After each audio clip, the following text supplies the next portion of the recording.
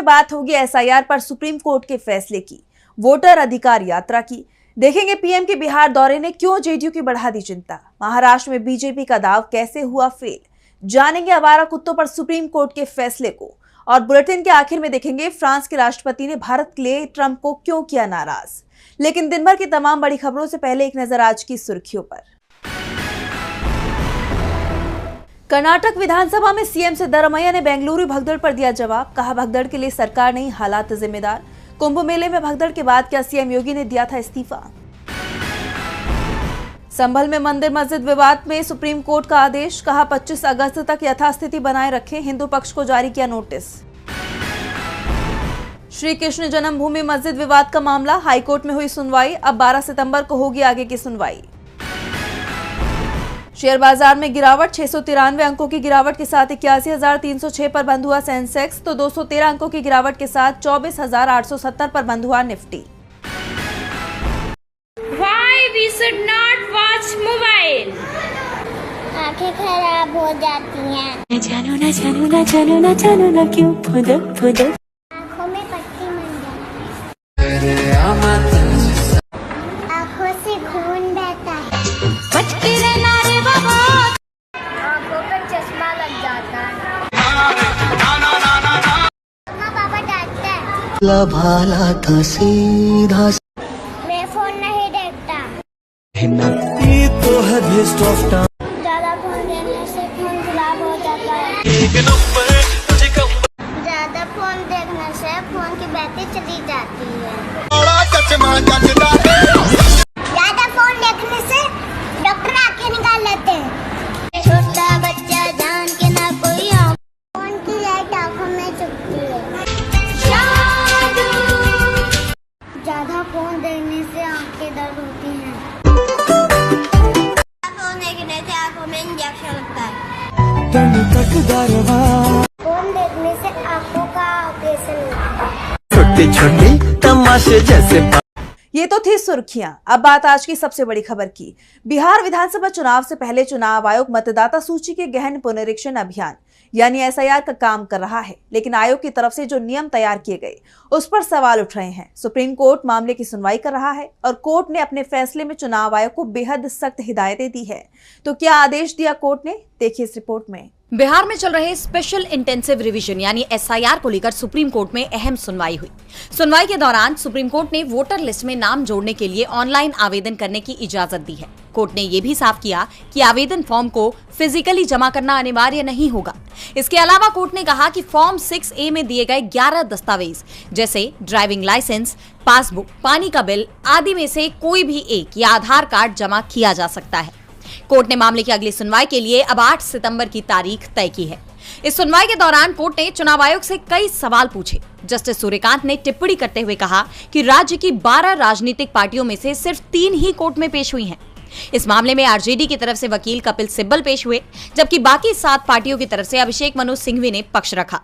वकील प्रशांत भूषण ने सुनवाई के दौरान एक गंभीर मुद्दा उठाते हुए कहा कि एक जीवित मतदाता को गुजरा हुआ बता दिया गया और ऐसे 11 और मामले भी सामने आए हैं।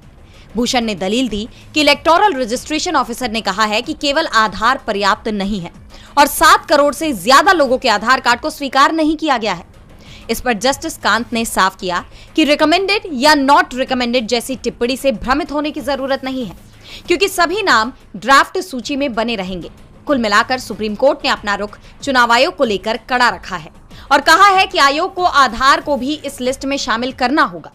अब सबकी निगाहें 8 सितंबर को होने वाली सुनवाई पर टिकी हुई हैं। सुप्रीम कोर्ट ने साफ कर दिया है कि एसआईआर के बाद जारी ड्राफ्ट वोटर लिस्ट से कोई भी नाम बिना कारण बताए नहीं कटना चाहिए। सुप्रीम कोर्ट के फैसले को लेकर कांग्रेस ने चुनाव आयोग पर तीखा हमला किया, उम्मीद जताई कि इससे वोट चोरी की कोशिशें नाकाम की जा सकती हैं। कांग्रेस की तरफ से पहले ही बिहार में वोटर अधिकार यात्रा निकाली जा रही है, जिसमें राहुल गांधी ने एक बार फिर से बीजेपी और चुनाव आयोग पर तीखे हमले किए।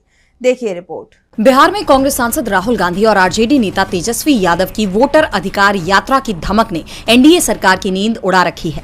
इस वोटर अधिकार यात्रा का आज छठा दिन रहा। हफ्ते भर के अंदर राहुल तेजस्वी की इस यात्रा को भारी जन समर्थन मिल रहा है, जिसने एनडीए की टेंशन बढ़ा दी है।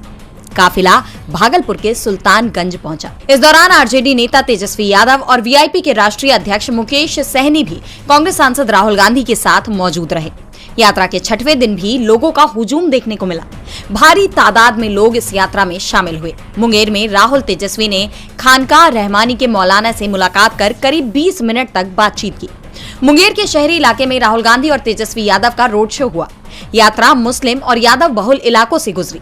मुंगेर में राहुल गांधी की ये पहली यात्रा है। इस दौरान कुछ लोगों ने काली टी शर्ट पहनकर धिक्कार है, वोट चोर सरकार है, चर्चा चारों ओर है, सरकार वोट चोर है, इस तरह के नारे लगाए। कांग्रेस का कहना है कि जिन्होंने बिहार की जनता का वोट चुराया, उनके सपने चुराए, उम्मीदें चुराई, बिहार के लोग उन्हें कभी माफ नहीं करेंगे। ये एक जन क्रांति है जिसमें बिहार का हर वर्ग 7 कदम बढ़ा रहा है। मकसद एक है, वोट चोरी रोकनी है, वोट चोरों को हटाना है। अब विपक्ष के इस हल्ला बोल से बीजेपी कैसे निपटती है, ये देखना होगा।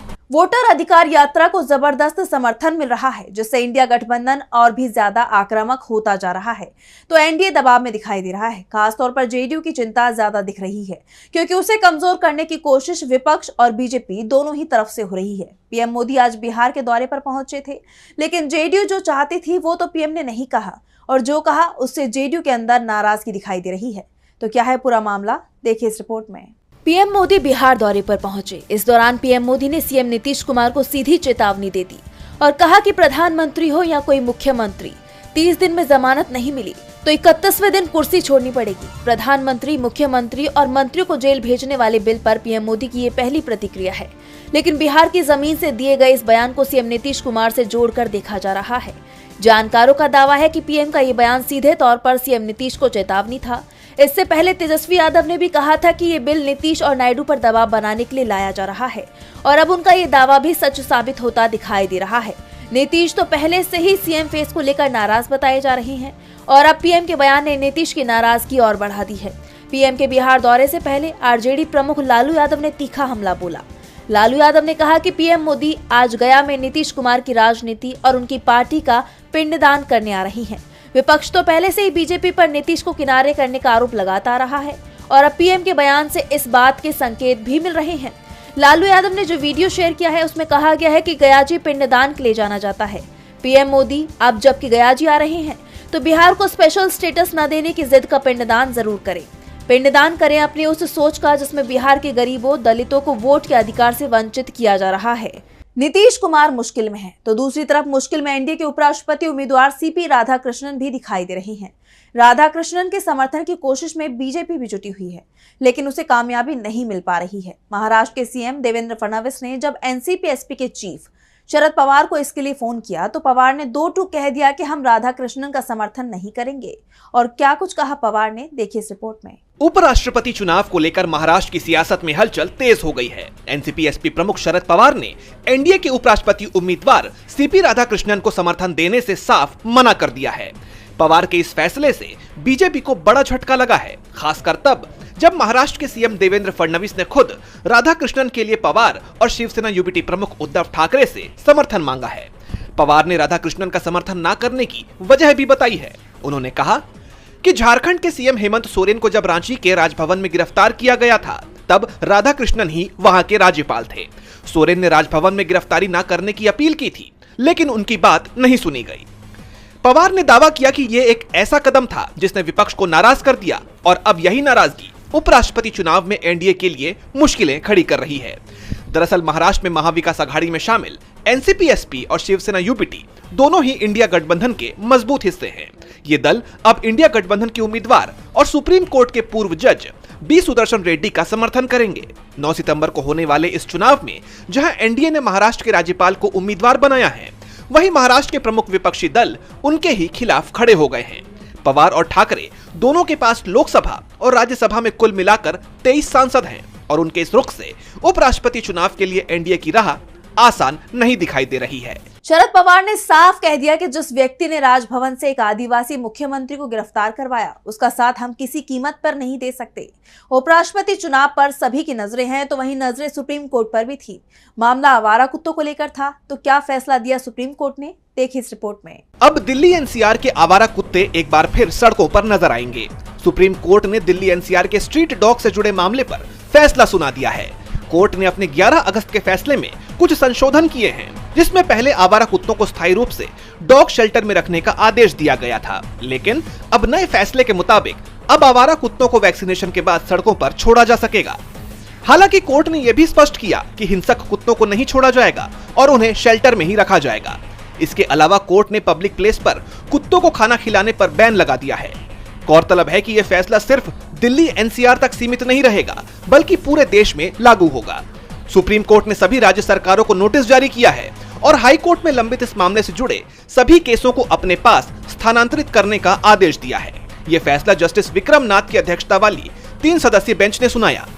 बताते चलें कि इस मामले में राहुल गांधी, प्रियंका गांधी और मेनका गांधी समेत कई पशु प्रेमियों ने अपनी बात रखी थी और कोर्ट के पुराने आदेश की आलोचना की थी। यह फैसला आवारा पशुओं के प्रति समाज के नजरिए और उनके अधिकारों को लेकर एक अहम कदम माना जा रहा है। सुप्रीम कोर्ट के फैसले से डॉग लवर्स को राहत मिली है। आवारा कुत्तों को लेकर विवाद थमता दिखाई दे रहा है, तो यूपी में सियासी टकराव बढ़ता दिखाई दे रहा है। सपा चीफ अखिलेश यादव ने प्रदेश की सरकार पर तीखा हमला करते हुए कहा है कि सीएम योगी की नीतियों के चलते प्रदेश कर्जदार हो गया है। तो और क्या कुछ कहा अखिलेश यादव ने, देखिए इस रिपोर्ट में। एक तरफ जहां पीएम मोदी देश को 5 ट्रिलियन की इकोनॉमी बनाने की बात कहते हैं, तो वहीं यूपी के सीएम योगी आदित्यनाथ भी राज्य को $1 ट्रिलियन की इकोनॉमी बनाने की बात कहते हुए नजर आते हैं।